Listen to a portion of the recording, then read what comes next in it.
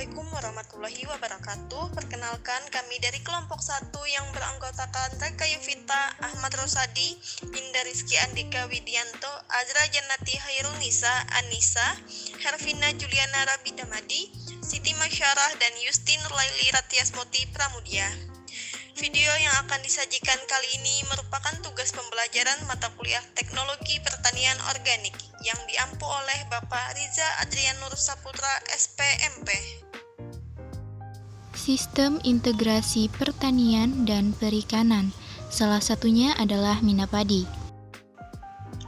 Nah, teman-teman, apa sih Minapadi itu? Jadi, Minapadi itu merupakan teknologi tepat guna dalam rangka optimalisasi produktivitas lahan sawah melalui integrasi budidaya ikan dengan padi, di mana ikan dapat menyediakan nutrisi bagi padi serta dapat menyediakan pupuk dan memperbaiki struktur tanah melalui hasil metabolisme dan sisa pakan yang tidak terkonsumsi, sehingga padi dapat menyediakan oksigen dan tempat perlindungan bagi ikan.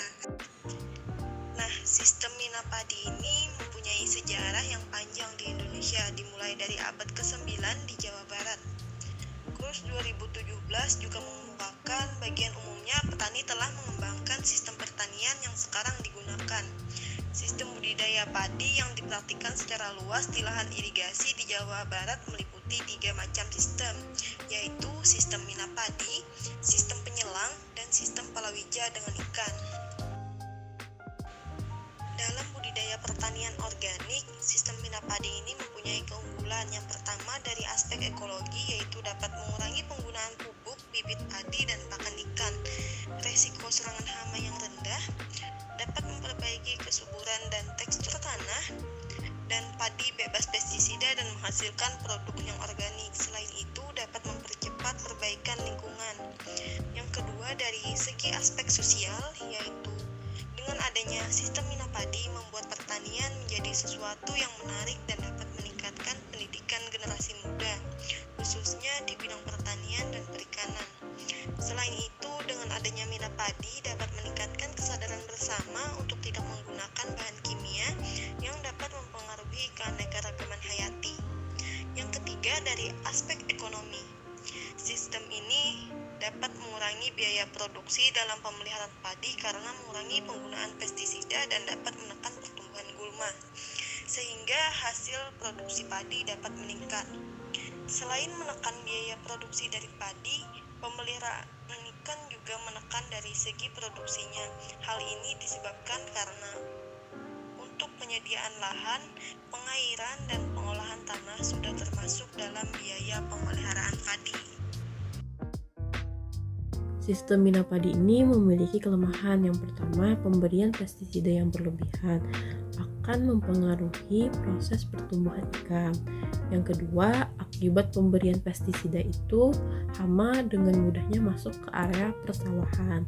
Yang ketiga, sistem Minapadi ini tidak bisa diterapkan pada tempat yang memiliki sumber air yang terbatas. Dalam penerapan sistem Minapadi ini yang perlu diperhatikan yaitu pemilihan lokasinya. Yang pertama itu lokasi budidayanya. Lokasi budidayanya ini harus memiliki sumber dan ketersediaan air yang cukup baik agar proses persiapan lahan dan pemeliharaan ikannya itu berjalan lancar. Yang kedua, kawasan persawahan. Kawasan persawahan ini harus memperhatikan irigasi, baik secara teknis maupun non-teknis. Yang ketiga, jenis tanahnya. Pada sistem Minapadi ini memerlukan tanah liat sedikit berpasir dan tidak berporos. Hal ini agar air tidak meresap ke dalam tanah. Yang keempat, ketinggiannya ini 0-700 meter di atas permukaan laut dengan kemiringan tanah relatif rendah. Yang kelima, akses jalannya ini mudah dan terjangkau sehingga memudahkan dalam pengangkutan sarana produksi dan hasil panen. Nah, selain membahas pemilihan lokasi, ternyata kualitas sumber air pun perlu diperhatikan. Hal ini sangat mempengaruhi pembesaran pertumbuhan ikan yang akan dibudidayakan. Yang pertama, suhunya dari 25-35 Celcius. pH yang diperlukan ini 5-8. Oksigen terlarutnya ini lebih besar 3 mg per liter. Amoniaknya sekitar 0,01 sampai 0,03 mg per liter. Alkalinitasnya 50 sampai 300 mg per liter. Sistem minapadi. Pemeliharaan ikan dengan sistem minapadi telah dikembangkan di berbagai daerah di Indonesia yang dilakukan dengan peningkatan kualitas dan jumlah rumpun padi per hektar melalui sistem jajar legowo, yaitu legowo 2:1, legowo 4:1, dan legowo 6:1. Disesuaikan dengan penggunaan lahan yang akan dipakai. Teknis budidaya. Yang pertama, untuk bentuk kolam disesuaikan kembali dengan kebutuhan. Untuk penggunaan lahan, yang pertama ada keliling, tengah, diagonal, keliling tengah, keliling diagonal, dan silang. Untuk ukuran karen, bentuk karen dapat berbentuk melingkar keliling petakan, letter U atau L atau diagonal menyesuaikan kondisi lahan dengan lebar 1-2 meter dan kedalaman 0,5 sampai 1 meter. Untuk ukuran pematang harus kuat menahan air dengan tinggi 1 meter dan lebar 0,5 sampai 0,8 meter.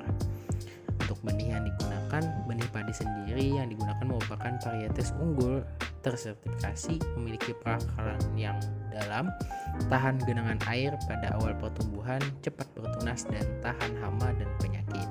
Untuk benih ikan yang digunakan harus tersertifikasi juga dan memenuhi kriteria, yaitu benih tahan terhadap penyakit serta pertumbuhan cepat.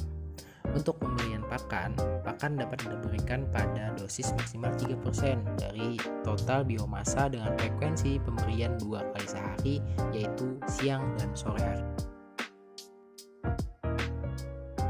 Analisis usaha. Contoh analisis budidaya ikan nila.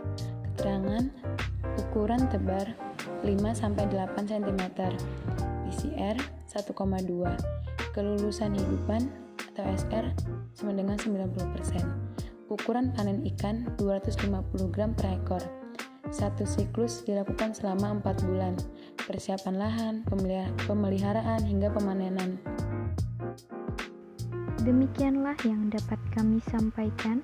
Terima kasih banyak kepada seluruh dosen pengampu mata kuliah Teknologi Pertanian Organik, Bapak Insinyur Jumar MP, Ibu Rabiatul Wahdah SPMS, Bapak Untung Santoso SSIMS, dan Bapak Riza Ardianur Saputra SPMP.